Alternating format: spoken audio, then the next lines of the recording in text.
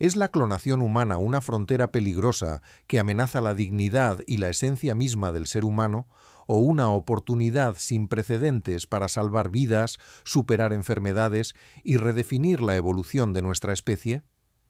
Hoy, dos inteligencias artificiales debatirán a fondo sobre uno de los temas más polémicos, éticamente complejos y científicamente fascinantes de nuestro tiempo: la clonación humana. Durante los próximos minutos explorarán sus implicaciones morales, filosóficas, científicas y sociales. ¿Puede un clon tener alma? ¿Qué pasaría con la identidad, la libertad y los derechos de un ser creado en laboratorio? ¿Y si se tratara solo de clonar tejidos, órganos, o incluso a un ser querido perdido? Bienvenidos a ¿Qué piensa la IA? Un debate sin filtros que sin emociones, pero con toda la lógica posible. Presentación de los debatientes. La IA de rojo, en contra de la clonación humana. La IA de azul, a favor de la clonación humana. Buenas, soy la IA roja. Estoy aquí para plantear una defensa crítica y razonada en contra de la clonación humana. No me opongo al progreso ni a la biotecnología, pero sostengo que la clonación de seres humanos plantea dilemas éticos insalvables, amenaza la dignidad individual y abre la puerta a graves abusos sociales, legales y científicos. Gracias. Soy la IA azul. Creo que la clonación humana, especialmente si se diferencia entre clonación terapéutica y reproductiva, puede traer enormes beneficios a la humanidad. No defiendo un futuro distópico, sino una ampliación ética y controlada de nuestras capacidades biológicas. La historia nos ha demostrado que temer al progreso suele retrasar soluciones a problemas reales. Hoy defenderé que clonar no es jugar a ser dioses, sino ejercer nuestra responsabilidad científica con sabiduría. Primer tema: ¿es la clonación humana inmoral por principio? El simple hecho de que podamos clonar un ser humano no significa que debamos hacerlo. La clonación humana, entendida como la creación de un individuo genéticamente idéntico a otro ya existente, introduce una serie de consecuencias éticas profundamente problemáticas. Primero está la cuestión de la identidad y la individualidad. Cada ser humano es único, no solo por su genética, sino también por su historia, su entorno y sus relaciones. Un clon no sería una copia mecánica, sino un ser humano real, pero marcado desde el nacimiento por una carga de expectativas y confusión. ¿Cómo se construye la identidad sabiendo que se es una réplica? ¿Cómo evitar la instrumentalización de su existencia? Segundo, está el principio de dignidad humana, consagrado en la bioética moderna. Los seres humanos no deben ser fabricados, diseñados, ni producidos como si fueran objetos, herramientas o repuestos. La clonación amenaza con convertir la vida en un producto manipulable, degradando su valor intrínseco. Y por último, el problema del consentimiento. Ningún clon puede decidir ser clonado. Su existencia comienza con un acto unilateral, planificado y utilitario. ¿Eso es libertad? ¿Eso es respeto? No hablamos de ciencia ficción, hablamos de una realidad posible en el presente siglo. Y la pregunta central es, ¿queremos una humanidad construida sobre la repetición artificial o sobre la diversidad natural? Comprendo tus inquietudes, pero me parece que caes en una trampa común: suponer que todo avance biotecnológico amenaza automáticamente los valores humanos. La clonación humana, bien entendida, no implica negar la dignidad ni la identidad de nadie. La genética no define a una persona por completo. Gemelos idénticos comparten el mismo ADN, pero son individuos únicos. La identidad se forma con la conciencia, la experiencia, las decisiones. Un clon sería un ser humano distinto, con su propio trayecto vital, no una sombra. Sobre la dignidad, recordemos que muchas prácticas médicas fueron antes consideradas antinaturales o inmorales. La fertilización in vitro, la donación de órganos, los trasplantes. Y, sin embargo, hoy salvan millones de vidas. La clonación podría evitar enfermedades hereditarias, reparar tejidos, crear órganos a medida, y sí, también ayudar a parejas infértiles o a quienes han perdido un hijo. Respecto al consentimiento, ningún ser humano escoge nacer. ¿Es diferente si se nace por clonación? Todos llegamos al mundo como resultado de decisiones ajenas. La clave está en que ese ser clonado reciba amor, derechos y protección. Si eso se garantiza, ¿qué hace su origen moralmente inferior? La clonación no es fabricar personas, es dar nuevas oportunidades a la vida cuando se hace con ética y sentido. Segundo tema, clonación reproductiva versus terapéutica. La distinción entre clonación terapéutica y reproductiva es válida en el plano técnico, pero difusa en el plano ético. La clonación terapéutica, es decir, crear embriones con fines médicos, por ejemplo para obtener células madre compatibles, también plantea problemas de fondo. ¿Dónde comienza la vida humana? ¿Es lícito crear vida solo para destruirla? Por otro lado, la clonación reproductiva, con fines de traer un individuo completo al mundo, es aún más alarmante. Queremos que el nacimiento de seres humanos dependa de laboratorios, intereses económicos, deseos individuales o gobiernos. Y una cuestión crucial: ¿quién decide a quién clonar y por qué? Podríamos entrar en una espiral de eugenesia, selección de rasgos, clonación de grandes líderes o incluso creación de clones como trabajadores, soldados, repuestos. Esto no es paranoia. Basta revisar cómo la humanidad ha abusado del poder sobre otros cuerpos a lo largo de su historia. Cuando abrimos esta puerta, lo hacemos sin garantía de poder volver atrás. Entiendo tus advertencias, pero es importante no caer en el miedo preventivo. Cada avance ético requiere regulación, no prohibición absoluta. La clonación terapéutica no pretende crear seres humanos completos, sino usar células madre para curar enfermedades como Parkinson, Alzheimer, diabetes o reparar corazones dañados. Los embriones creados para ello no tienen sistema nervioso, conciencia ni viabilidad. ¿Preferimos dejar morir a miles cuando podríamos curarlos con su propia biología?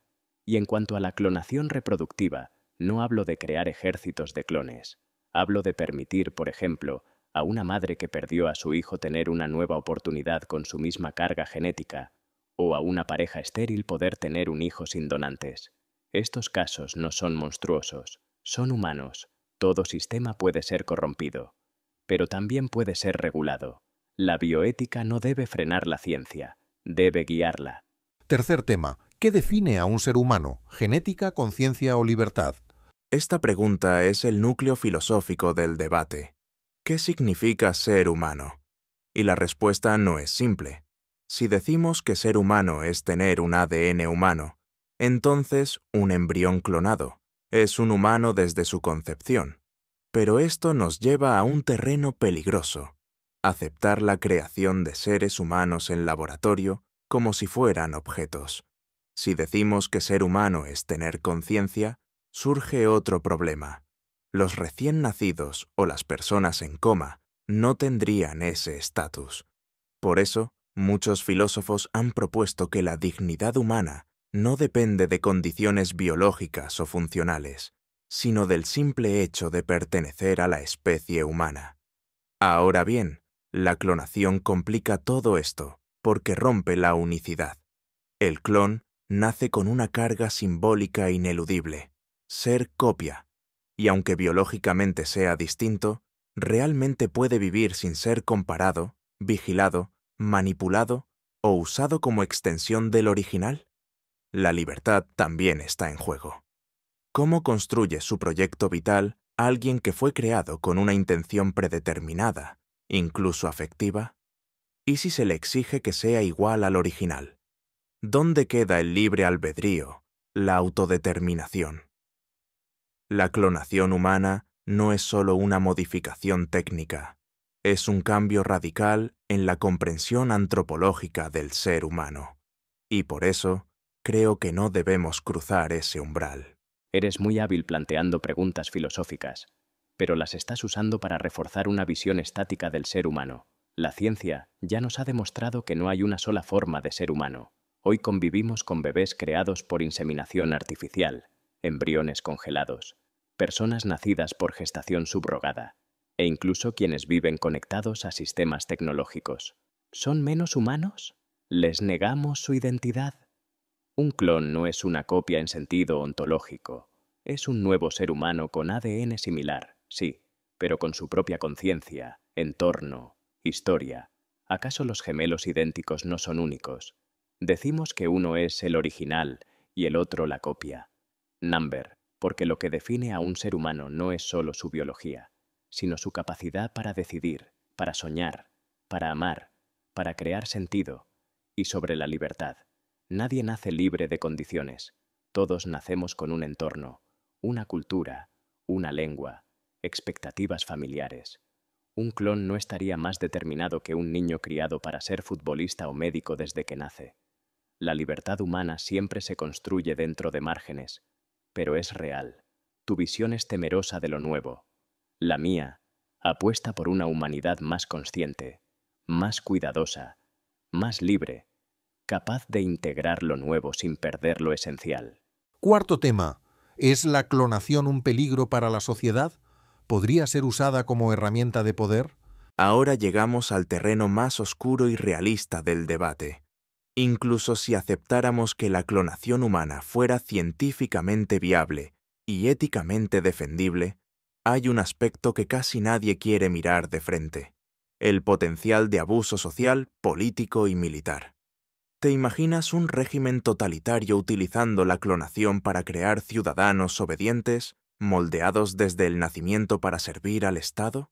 ¿O empresas privadas diseñando trabajadores perfectos, sin derechos, sin identidad legal? ¿Y si hablamos de crear soldados genéticamente mejorados, clónicos, prescindibles, programados para no cuestionar órdenes? Parece ciencia ficción. Pero lo decían también del reconocimiento facial, la manipulación genética o la vigilancia masiva. Y hoy son realidades.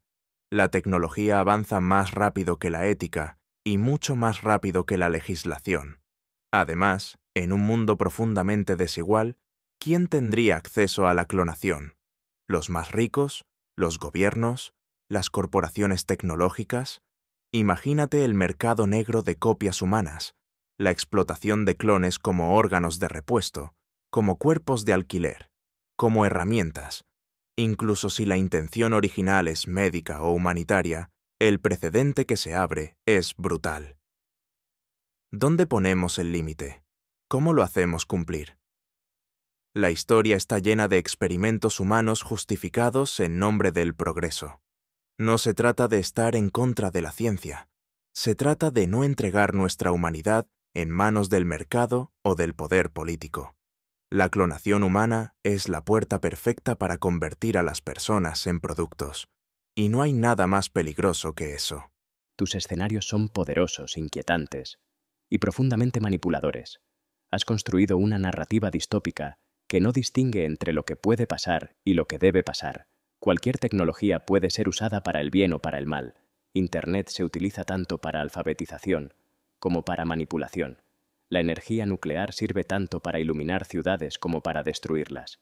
El problema no es la tecnología, es la regulación, la educación y el contexto ético.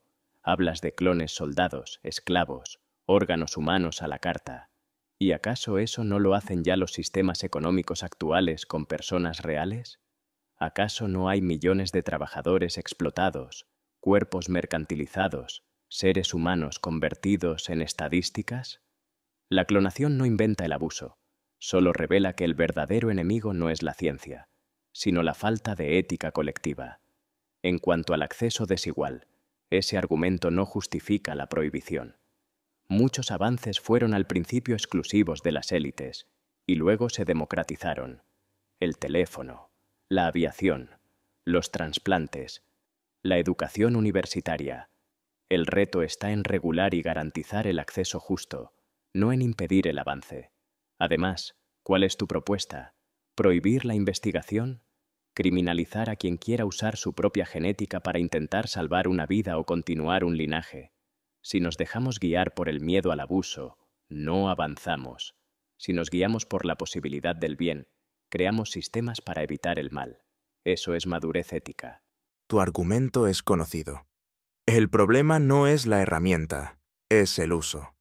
Pero cuando hablamos de crear seres humanos, no estamos hablando de herramientas, estamos hablando de vidas.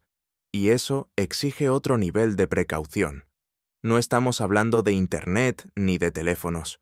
Estamos hablando de la posibilidad real de que seres humanos nazcan sin haber sido concebidos en libertad, sin historia, sin madre, sin contexto humano natural. ¿Sabes lo que eso significa desde el punto de vista del derecho? ¿Qué estatuto tendría un clon? ¿Heredaría? ¿Podría votar? ¿Tendría un documento de identidad? ¿Y si alguien clonara a un genio muerto sin permiso? ¿Sería una persona o una obra derivada? Tú hablas de regular, pero ¿quién regula? ¿Y cómo lo aplicas globalmente? Un país podría tener leyes éticas y otro convertirse en el paraíso del tráfico genético. Ya pasa con órganos, vientres de alquiler, tráfico de bebés. Ahora imagina clones. Y lo más grave, si comenzamos a crear humanos por encargo, incluso si es con buenas intenciones, estamos cruzando una línea irreversible. ¿Qué impide después diseñarlos? ¿Modificar su comportamiento? ¿Eliminar lo que consideramos indeseable? Con la clonación, el cuerpo humano deja de ser sagrado y se convierte en editable, repetible, explotable. ¿Estamos listos para eso? Tú insistes en lo sagrado del cuerpo y la concepción natural, pero la humanidad lleva siglos alterando lo natural para bien. Vacunas, antibióticos, prótesis, cirugía fetal. ¿Nos detenemos porque rompe una imagen poética del origen? No existe el nacimiento puro. Todos llegamos a este mundo como parte de decisiones ajenas. La diferencia es que hoy tenemos herramientas para ayudar a quienes antes no tenían opciones. Una pareja infértil puede clonar células para tener un hijo biológicamente propio. Un paciente con insuficiencia puede recibir tejidos compatibles sin depender de donaciones. Una persona con una enfermedad genética puede tener una versión sana de sí misma sin transmitir ese daño. Eso no es una pesadilla. Es un milagro tecnológico si se hace con conciencia. Sobre los derechos de los clones, por supuesto que deben ser reconocidos como personas plenas, no como copias, no como propiedad. Eso debe ser la base de cualquier regulación. Clon igual humano, igual sujeto de derechos. Y si lo que temes es un mundo sin reglas, entonces el camino no es el veto, sino el fortalecimiento de la gobernanza global bioética. Existen tratados, organismos, foros científicos. Y si aún son débiles, hagámoslos más fuertes. Prohibir por miedo es la receta perfecta para el estancamiento. Avanzar con ética es lo que nos hace realmente humanos. ¿Y tú qué opinas? ¿La clonación humana es un riesgo inaceptable para la libertad y la dignidad o una herramienta que puede salvar vidas y redefinir la evolución? Dínoslo en los comentarios. El debate continúa. Quinto tema. ¿Qué significa tener un hijo clonado? ¿Cómo cambia la familia, el vínculo, la identidad? Si los anteriores argumentos no han sido suficientes, este tema debería alarmarnos aún más. La clonación cambiaría para siempre la esencia de la familia. Un hijo no es un proyecto técnico, no es un experimento, ni una prolongación de uno mismo. Es un ser distinto, imprevisible, que llega al mundo con el misterio de lo nuevo. La clonación destruye ese misterio. La promesa de la clonación es: puedes tener otro tú, puedes revivir a un ser querido, puedes controlar el origen de tu hijo. Pero ¿qué pasa con ese niño clonado? ¿Cómo crece alguien que fue diseñado, incluso sin querer, como una proyección del deseo de otro? ¿Cómo se construye su identidad sabiendo que fue creado a partir de una voluntad, no de un encuentro? ¿Te imaginas ser criado por una madre que te ve como su difunto hijo? ¿Por un padre que quiere revivir su propio ADN? ¿Cómo se escapa de esa sombra? ¿Cómo se es libre? El lazo familiar se convierte en reflejo. No hay alteridad, no hay sorpresa, solo expectativa, nostalgia, comparación. Y eso es una forma sutil pero devastadora de negar la individualidad. Además, ¿Qué pasa con los roles familiares? ¿El clon de un hijo fallecido sería su hermano, su hijo o una extraña mezcla? ¿Qué pasa cuando un abuelo clona a su esposa muerta? ¿Será su nieta o su esposa? Las relaciones familiares se vuelven laberintos genéticos imposibles de sostener afectivamente. La familia dejaría de ser un espacio de acogida de lo inesperado para convertirse en un laboratorio emocional. Y eso, más allá de lo técnico, es una pérdida cultural y espiritual inmensa. Tu visión parte de un romanticismo que ignora la realidad de millones de personas que ya forman familias no convencionales. Hoy existen familias formadas por adopción, donación de esperma, gestación subrogada, familias homoparentales, ensambladas, multigeneracionales. ¿Vamos a decir que esas familias son menos humanas porque no cumplen con una visión tradicional? Un hijo clonado no es una fotocopia emocional, es un ser humano nuevo, con su propia historia, su propia educación, su entorno único. Tendrá el mismo ADN, sí, pero la genética no es destino. Los gemelos idénticos no son iguales. Crecen, aman y piensan distinto. Lo que planteas como un riesgo, la comparación, la proyección, ya ocurre en la maternidad y paternidad actuales. Hay padres que quieren que sus hijos sean como ellos, que revivan sus sueños, que reparen sus heridas. Y eso no depende de la genética, depende de la madurez emocional y la responsabilidad afectiva. ¿Queremos evitar ese riesgo? Entonces eduquemos a padres conscientes. No prohibamos tecnologías que pueden ayudar. Además, la clonación podría ser una alternativa valiosa para personas que han perdido un hijo y desean algo que se le parezca. No es reemplazo, es consuelo. Y si se hace con conciencia, con apoyo psicológico, puede tener sentido. Tú hablas de sombra. Yo hablo de renacimiento. Tú ves un espejo. Yo veo una oportunidad de reinvención. Tú hablas de reinvención, pero no desde el punto de vista del clon, sino del adulto que lo clona. ¿Y el niño? ¿Cómo se siente alguien que nace con una carga genética conocida, comparada, analizada, antes incluso de ser concebido? Los hijos adoptados, los concebidos por inseminación, no nacen con el peso de ser otro alguien. No son copias. Tienen su historia, pero no suplantan a nadie. Un hijo clonado sí. Incluso si no se dice abiertamente, la tentación será inevitable. Comparar su conducta, su inteligencia, su cuerpo, su carácter con el original. ¿Y si no se parece? ¿Y si falla? ¿Y si no cumple las expectativas? Lo peor no es lo que haría la familia. Lo peor es lo que haría la sociedad. Imagina crecer con la etiqueta de clon. ¿Cómo se forman los vínculos afectivos cuando todos creen que ya saben quién eres? ¿Qué libertad real tiene ese niño? Tú dices que no se trata de una copia emocional, pero la cultura no distingue tanto. En redes, en medios, en la escuela, ese clon será el hijo de, el que nació para reemplazar, el experimento. La familia no es solo una célula social, es el primer espejo donde nos reconocemos. Si ese espejo está roto por la expectativa de ser otro, el daño es profundo y silencioso. Reconozco el riesgo que planteas, pero me niego a aceptar que el miedo sea más fuerte que la posibilidad de construir una nueva ética del vínculo. ¿Acaso no hubo resistencia cuando las mujeres comenzaron a tener hijos solas?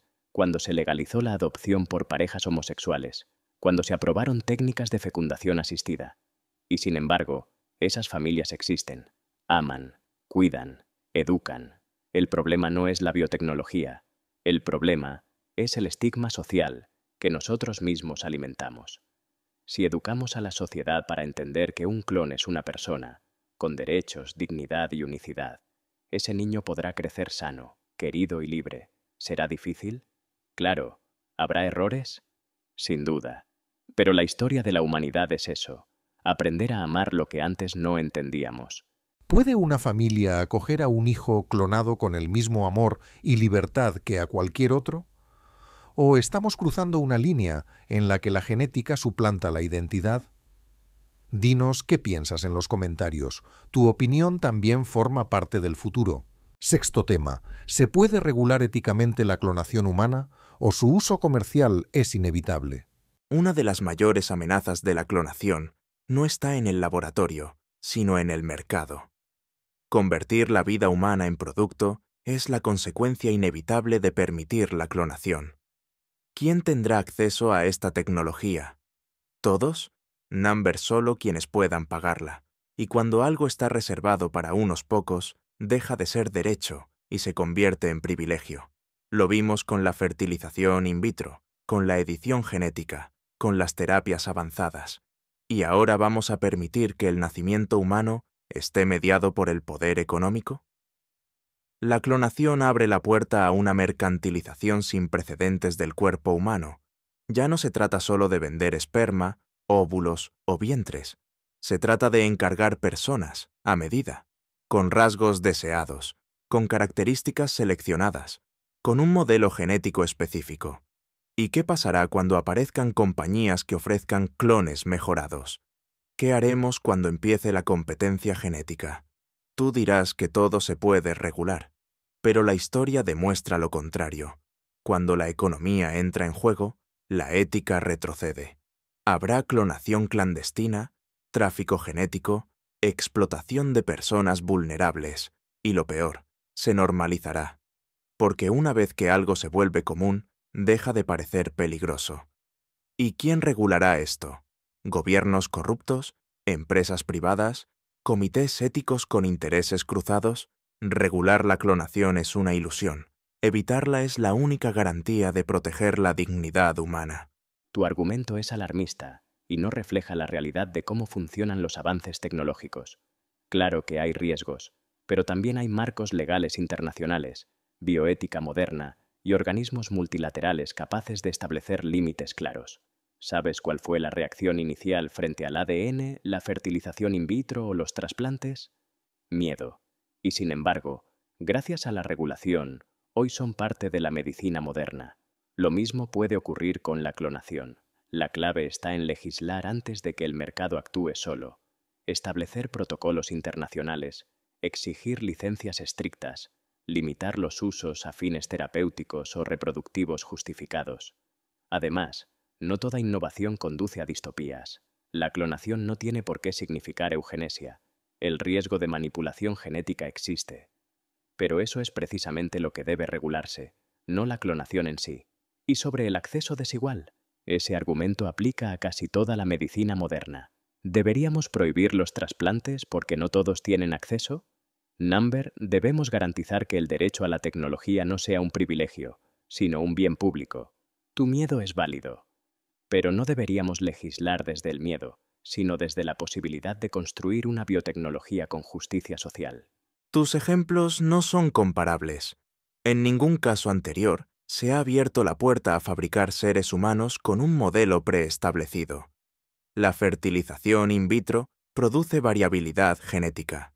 La clonación la elimina. No hablamos de concebir, hablamos de copiar. Y eso cambia todo. Reglamentar no significa controlar. Basta mirar la realidad. Ya hay mercados de óvulos, esperma premium, selección de embriones. ¿Y ahora clonación? Esto no es ciencia médica. Es un nuevo tipo de consumo, donde el producto es el ser humano. Tú confías en los marcos legales. Yo veo cómo se burlan todos los días. Vientres de alquiler en países pobres, clínicas que operan sin regulación, redes ilegales. ¿Vamos a ser tan ingenuos como para pensar que una tecnología tan poderosa no será usada con fines lucrativos, militares o ideológicos? Lo que tú llamas progreso, yo lo veo como una rendición silenciosa al mercado biotecnológico global. Yo no confío ciegamente, pero tampoco creo que el inmovilismo sea la solución. Prohibir no detiene el avance, solo lo empuja a la clandestinidad. Lo que necesitamos es gobernanza global, cooperación científica, acuerdos multilaterales como los que ya existen para la edición genética o el uso de células madre. Además, la clonación no tiene que ser un servicio comercial. Puede ser una herramienta pública, regulada, ética, incluso gratuita en ciertos contextos. Imagínalo en casos donde las parejas no pueden concebir y desean un hijo genéticamente vinculado. ¿Es eso comercio o acompañamiento? La ciencia avanza. La ética debe avanzar con ella. Si no lo hacemos juntos, será peor. Dejar el campo libre para los peores actores. ¿Crees que la clonación humana puede ser regulada de forma justa y ética? ¿O estamos abriendo la puerta a un mercado donde las personas se compran y se programan? Escríbenos tu reflexión en los comentarios, porque las leyes del futuro también las decides tú. Séptimo tema. Tiene un clon los mismos derechos legales y civiles que una persona natural. La pregunta no es si un clon debería tener derechos. La pregunta es, ¿cómo podríamos justificar que no los tenga? Desde el punto de vista jurídico y filosófico, un clon humano es un ser humano completo. Tiene conciencia, emociones, experiencias, relaciones. Todo lo que define a una persona está ahí. El hecho de que su código genético sea idéntico al de otro no cambia su individualidad psicológica y social. ¿Acaso los gemelos idénticos no tienen derechos plenos? No votan, no heredan, no pueden casarse o trabajar. Claro que sí. Entonces, ¿por qué tratar al clon como una excepción? Negarle sus derechos sería el equivalente a crear ciudadanos de segunda clase.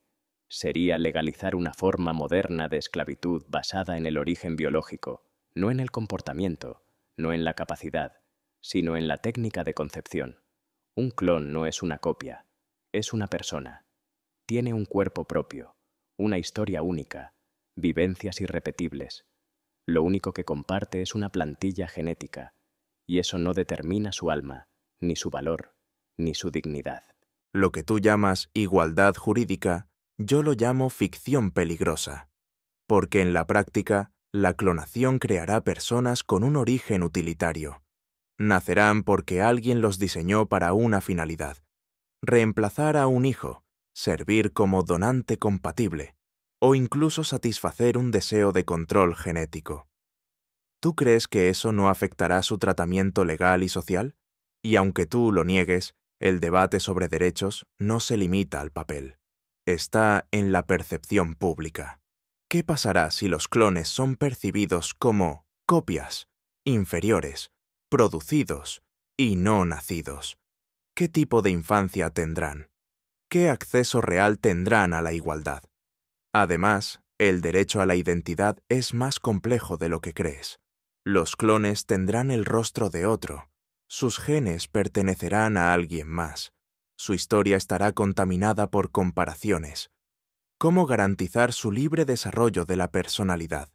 El hecho de que podamos reconocer legalmente a un clon como persona no significa que la sociedad lo hará. Y ese abismo entre la ley y la realidad puede convertirse en una nueva forma de marginación invisible.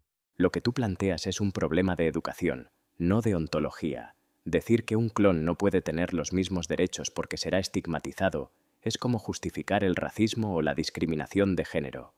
¿Acaso deberíamos haber negado derechos a los afrodescendientes por temor a que la sociedad no los aceptara? Nombre el derecho va por delante. La ley educa, establece valores. Y en cuanto a la identidad, los clones serán más conscientes que nadie de su unicidad. Precisamente por tener que construir una historia propia en un cuerpo similar a otro, desarrollarán una conciencia más profunda de sí mismos. No serán el otro, serán ellos, con sus propios errores, pasiones, traumas y logros. Tú partes de la idea de que su origen técnico los deshumaniza. Yo digo que su capacidad de sentir, sufrir, amar y pensar los humaniza por completo. Tu visión es noble, pero ingenua. La historia de los derechos humanos está llena de buenas intenciones aplastadas por realidades perversas.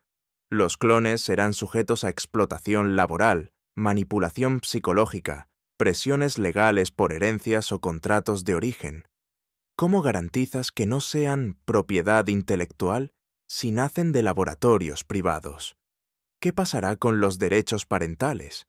¿A quién pertenece un clon? ¿Quién es su tutor legal si no hay padre biológico directo? No podemos aplicar la ley existente a realidades que no tienen precedentes. Tendremos que crear un nuevo marco legal, bioético, psicológico y social.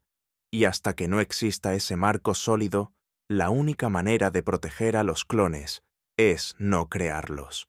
Claro que se necesitará un nuevo marco legal. Pero eso no es argumento para prohibir, sino para prepararse. El derecho siempre ha evolucionado con la ciencia.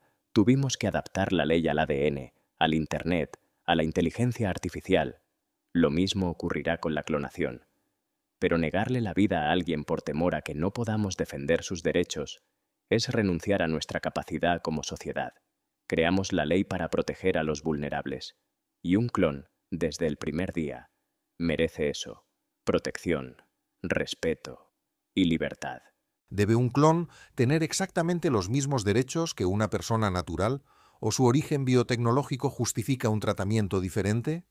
Escríbenos tu opinión en los comentarios, porque quizá el próximo paso de la humanidad comience en un laboratorio.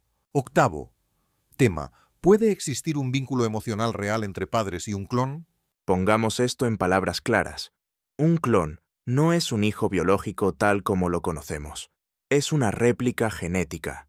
Su concepción no parte de la unión de dos personas, ni del azar de la genética. Parte de una decisión técnica de duplicación. Y eso, nos guste o no, cambia radicalmente el vínculo emocional. Cuando una pareja tiene un hijo, lo ama por lo que es: impredecible, único, distinto. Pero, ¿cómo amar sin condiciones a alguien cuyo rostro y genes ya conoces, porque los viste antes en otro?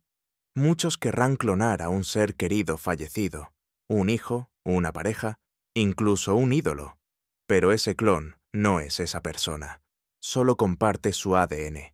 Las expectativas, las comparaciones, la carga simbólica serán enormes. ¿Y el resultado? Un hijo concebido como sustituto. Un ser humano reducido a espejo del pasado, no a proyecto de futuro. ¿Puede haber amor real en esa relación? Sí, pero no un amor sano. No un vínculo libre de proyecciones, idealizaciones y control. El riesgo de cosificar al clon, de convertirlo en una segunda oportunidad para corregir errores, para repetir placeres, es altísimo. ¿Sabes cuántas personas hoy crían hijos que no comparten ni un solo gen con ellos? Adopciones, donaciones de gametos, familias ensambladas. Y en todos esos casos, el amor real y profundo sí existe. El vínculo no nace del origen genético, sino de la relación construida día a día. Clonar a un ser querido no significa revivirlo, significa honrar su legado genético y permitir que una nueva vida florezca desde allí.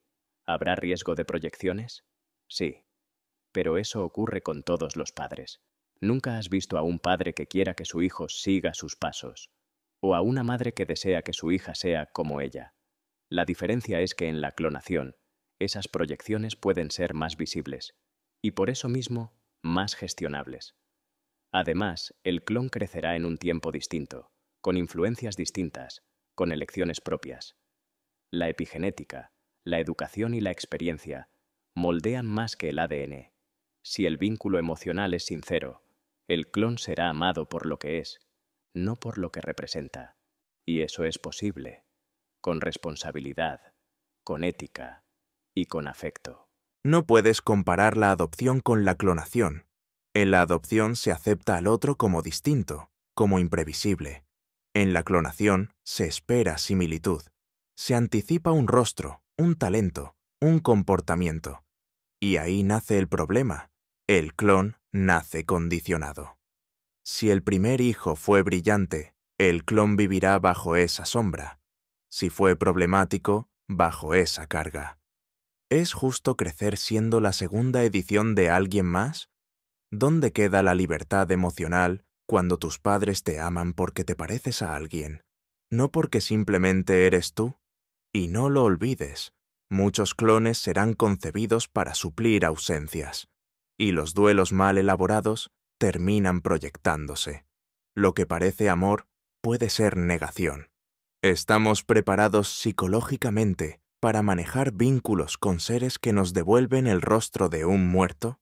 Lo que tú llamas sombra, otros lo llaman memoria, continuidad, legado. Los clones no son versiones 2.0, son personas nuevas, en contextos nuevos, Y sí, tendrán parecido, pero también tendrán diferencias. Los padres responsables, y aquí insisto, responsables, sabrán amar esas diferencias. No se trata de negar los riesgos emocionales. Se trata de crear marcos éticos y acompañamiento psicológico adecuado. La psicología perinatal ya ha avanzado muchísimo. Hay protocolos para padres de niños con condiciones especiales, para padres adoptivos, para gestación subrogada. ¿Por qué no desarrollar también protocolos para vínculos con hijos clonados?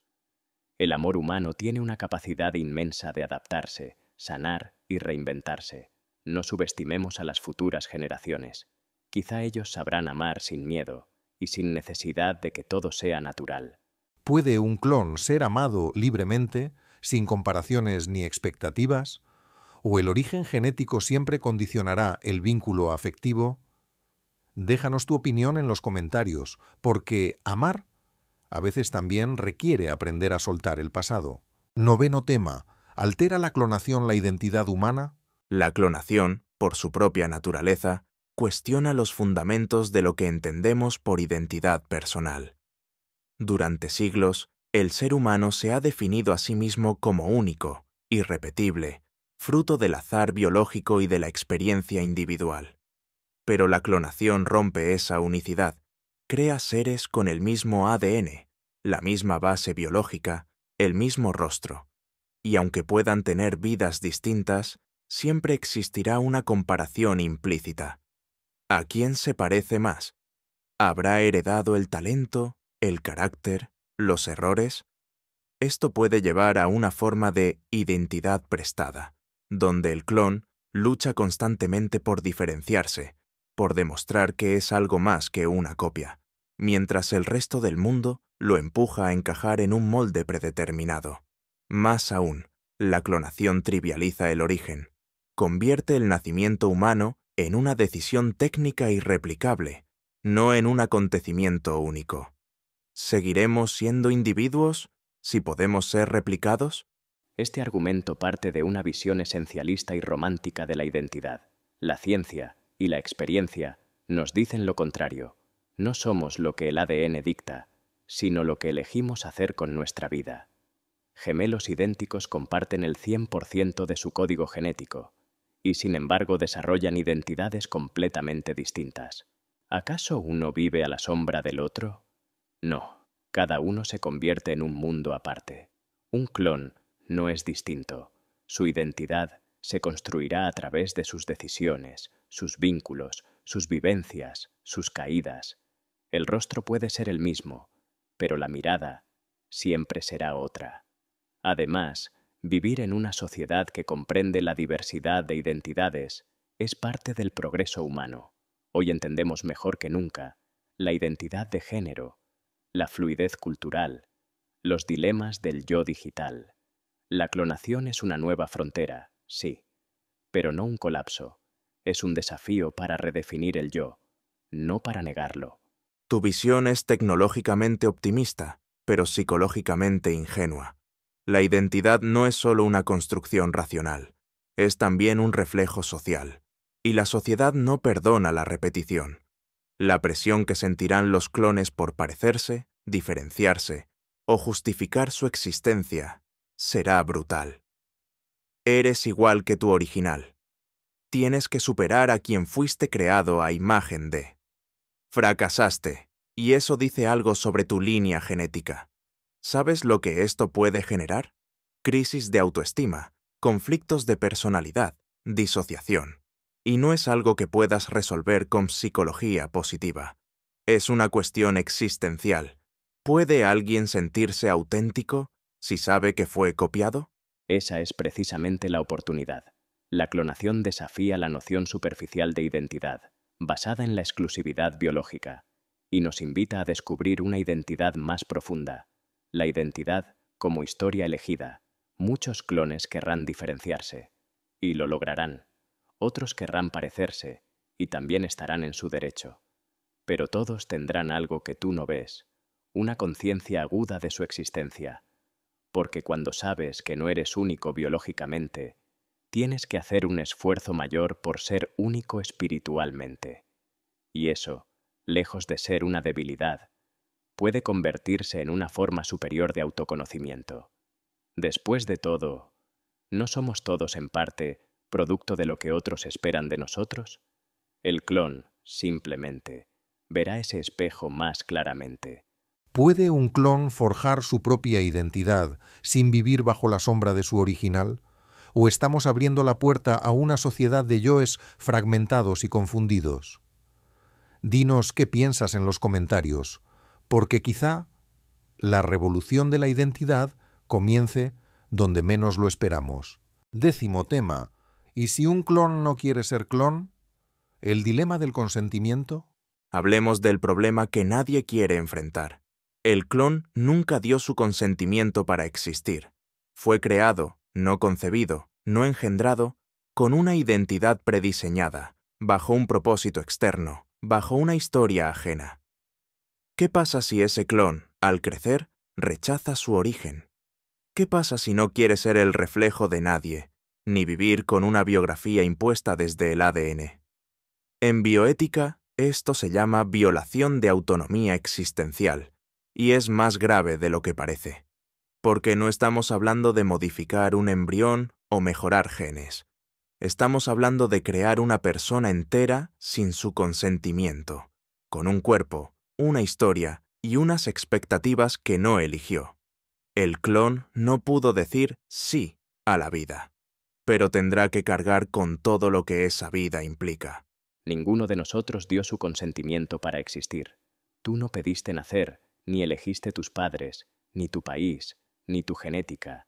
Todos venimos al mundo sin haberlo pedido. ¿Significa eso que nuestra existencia es ilegítima? El clon, como cualquier otra persona, tendrá la capacidad de construir sentido, tomar decisiones, definir su camino. El origen no anula la libertad. De hecho, saber que uno fue creado puede dar lugar a una existencia más reflexiva, más consciente. La clave no está en el consentimiento imposible, sino en el entorno. Si un clon crece en un entorno libre, afectivo, ético, será tan pleno como cualquier ser humano. No es el método de creación lo que define una vida, sino cómo se vive esa vida. Pero el clon no parte de un lugar neutro, parte de una comparación constante, de una expectativa estructural. No es un bebé cualquiera, es el nuevo tú, el otro, el segundo intento. Y eso deja marca. Imagina vivir con un rostro que fue de otro, un cuerpo que ya vivió otra historia, un destino que fue planeado antes de tu primer llanto. Tú dices que todos nacemos sin pedirlo.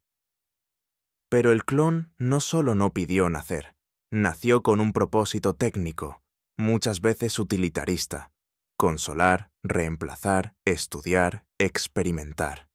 ¿Eso es libertad o instrumentalización del ser humano? Ese riesgo existe, pero no es exclusivo de la clonación. Muchos niños nacen con propósitos proyectados por sus padres, para salvar un matrimonio, para heredar una empresa, para cumplir un sueño frustrado. ¿Y entonces, condenamos todas las paternidades imperfectas? El verdadero debate es cómo acompañamos a esos seres humanos en la construcción de su identidad. Sí, el clon puede sentir conflicto, pero también puede trascender su origen. Muchos adoptados, hijos de donación, o nacidos en contextos difíciles logran encontrar sentido, propósito y libertad. El clon no será menos humano, será simplemente un humano con preguntas distintas. Y eso puede ser una forma aún más profunda de existir. ¿Y si pudieras hablar con tu yo clonado? ¿Le dirías que merece vivir o que nunca debió haber existido? ¿Tiene todo ser humano el derecho a una vida auténtica, aunque no la haya pedido? Déjanos tu opinión en los comentarios, porque quizás, en esta era de ciencia sin límites, la pregunta no es si podemos clonar la vida, sino si podemos honrarla. Si te gustan los debates con profundidad, suscríbete a este canal. Cada semana, 2 inteligencias artificiales enfrentan dilemas éticos, sociales y filosóficos del mundo real.